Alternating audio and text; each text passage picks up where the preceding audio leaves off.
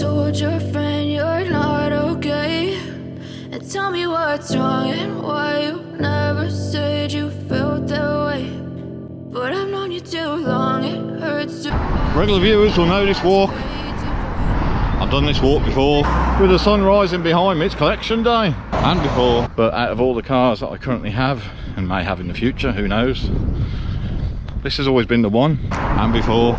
In this video, we're off to Peak 2 CV in Wirksworth, Derbyshire again, but this time it's to collect Dotty after some extensive restoration work. And before. Now what was just a few seconds for you?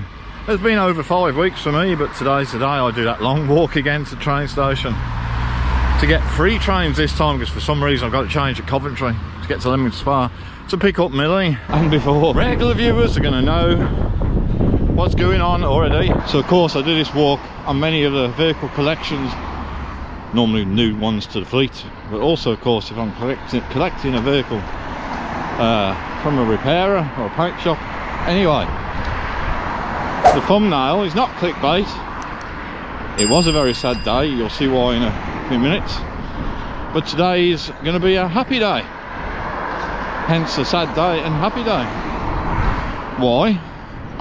You just have to watch the video, won't you? I appreciate it's a bit blooming cold today, but the sun is behind me, so that makes for great camera, doesn't it? That makes for great footage.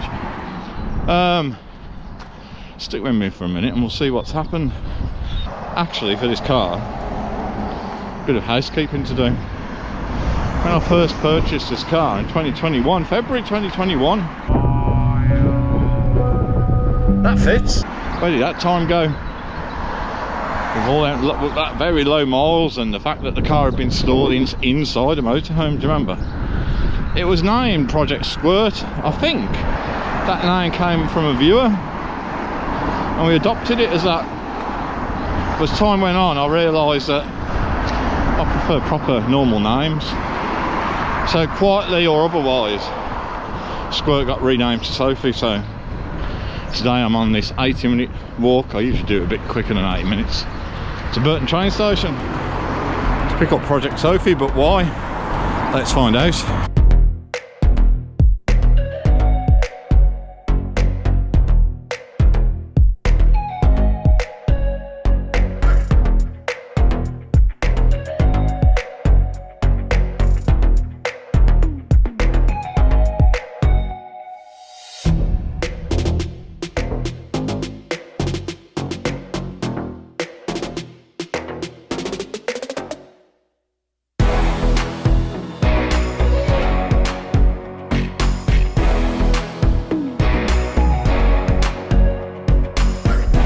Yes, Sophie's been to Smart-TECNIC and we're about to discuss why. As the clip you saw at the beginning of the video and the pictures you've probably all already seen on the video, and I'm assuming you can see me all right there, folks, but not that really matters. You can hear me, can't you? Yeah, a little interesting problem we had with Sophie, because, well, over the winter period and then the start of the year, I allowed the MOT to run out. Now, the reason I did that is quite simple, and I've done that before on cars that I own. If the car isn't going to go out on the road, I'm not particularly bothered about it having an MOT, because I don't need an MOT if I'm not using the car. So, of course, that kind of extends the time the next time I get them MOT'd. Anyway, luckily, I got Sophie booked in locally for an MOT. And maybe 2 or 3 weeks before, I went and had a check on her in the garage, and she looked a little lopsided. And she looked a little lopsided because offside front spring had snapped. Now, I spoke to Ben at Smart-TECNIC, of course, and he said, unsurprisingly, depending on how the spring is damaged and whether or not it's near the tyre or not, you could probably drive the car to get it fixed. Now, I wasn't going to get springs changed anywhere other than Smart-TECNIC, and that's in Birmingham, my hometown. Used to be my hometown, my birth town. I wasn't going to drive it to anywhere else, and I didn't really want to drive it at all. So I needed to get it, of course, from Derbyshire to Birmingham. Hence you saw Sophie on the back of a car trailer. So I suppose if you live in the UK, you'll know what I'm going to say next is correct, but anyway, for the benefit of doubt, you are allowed in the UK to drive a car with no MOT and no tax to a pre-booked MOT centre, or for a pre-booked test at an MOT centre. The reason I say tax, of course, is if your tax runs out and you want to renew it, but the car's got no MOT, they won't let you renew it, of course, and that's why you're allowed to drive to a pre-booked MOT with no MOT on the car and no tax. Of course, it needs to be insured. So I could have theoretically driven the 30 odd miles from Derbyshire to Birmingham with a broken spring, but I guess there's an obvious caveat there, isn't there? Because technically I'd be driving a car that I know would fail an MOT to a pre-booked MOT test. So I guess I'd have had to maybe just told a slight lie if the police had stopped me and said, oh yeah, it is for a pre-booked MOT, but the spring has snapped on the way. Anyway, I weren't going to bother doing that. Hence, Sophie went on the trailer. So while Sophie was there, which I was going to get done anyway, she's had another oil and filter change, because you can never have enough oil and filter changes, can you? While it was there is a place round the corner called City Wheels. They do a great job with alloy wheels and they charge a reasonable price. So I spoke to Ben and I said, you know, while Sophie is with you, is there any chance when the car's back on the road and the MOT's done that maybe we could get the wheels done at the same time? Now I'll put some images on screen now, but basically, if you followed the channel and the story of this car for a while, you'll know that this car lived inside a motorhome for most of its life, and that's why it's in great condition. There's no UV damage. It's a lovely car. It doesn't look over 20 years old. I think you'll agree. 3 of the 4 wheels was actually fine. You'll have to excuse the sudden turns of the steering wheel, folks, because in the UK there's a running joke now. We used to drive on the left-hand side of the road. We now drive on what's left of the road. It's nice to know where your taxis are going. So I thought, yeah, get the wheels done, because that means I only have to make one train journey. The train journey you saw me start on the walk this morning. So Ben took the wheels off Sophie and got them to City Wheels, and they're now looking absolutely gorgeous. I'll put some photos in. 3 of the 4 wheels, to be honest, were actually fine, and I do like originality where possible. However, one of the wheels, the corrosion was getting a bit nasty, and I just kept thinking to myself, that's only going to get worse. And of course you don't have just one wheel done, do you? You end up getting all 4 done so they match. So that's why Sophie has now got 4 shiny wheels that I'm trying to protect her across all these potholes. Wow. Oh dear. Anyone that owns a Smart will know, particularly the 450, they don't like bumps, really. These aren't bumps, they're pieces of road that's missing. Let me know in the comments, have you had any problems with the roads by you? So Sophie anyway is back on the channel, everyone, and it's nice to have her back.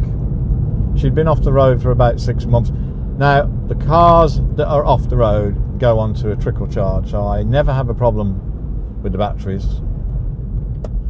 And I do typically start them up and run them up to temperature once a month. So of course Sophie was fine. Oh, I love the sound of a Smart. They get under your skin.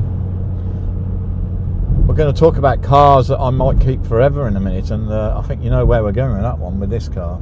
If you own more than one car, a classic car, whatever car that you love, at some point you may have a quandary, and that quandary will be the obvious, isn't it? What happens if or when you need to sell one? What do you sell? Which one would you get rid of? Maybe you'd sell both or all of them, because at least you might then be able to buy more. I've said on the channel before that realistically I need to sell cars because I want to experience more cars in my lifetime, and I can't do that because I haven't got endless amounts of space and cash if I don't sell something that I own. But the game I play in my head, and I'm not suggesting it's a fun game, but the game I play in my head quite often is what cars would I keep? And like many petrol heads, that answer can quite often depend on when you ask me. But then I thought to myself, well, come on, you must be able to decide what's the absolute last car that not only do you not intend to sell, but ultimately I've said to Fran that Fran will end up selling because I'm going to own it for the rest of my life. I can finally reveal that on video, everyone, but maybe pause the video there and have a guess in the comments which one you think it's going to be.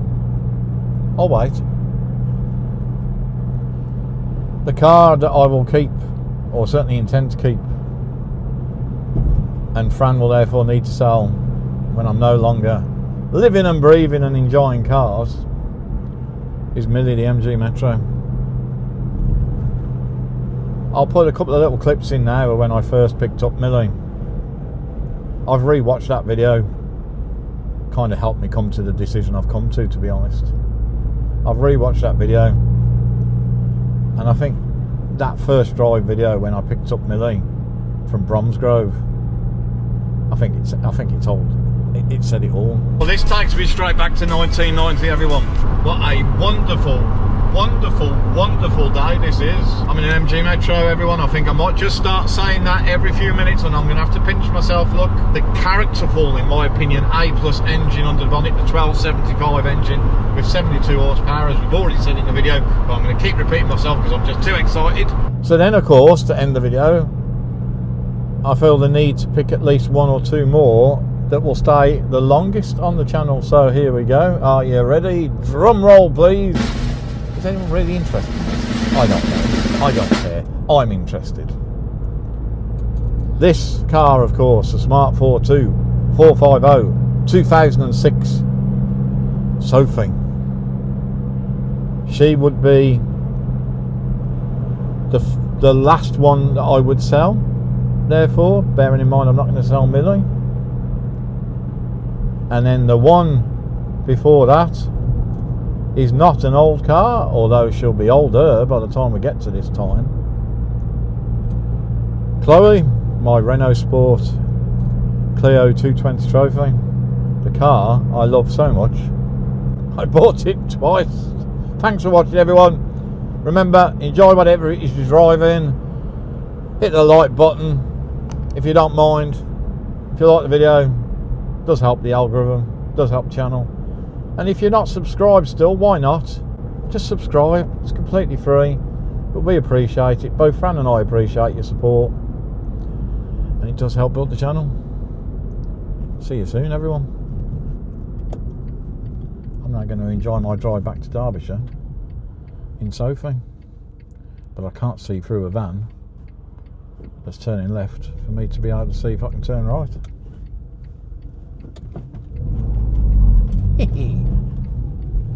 Here we go.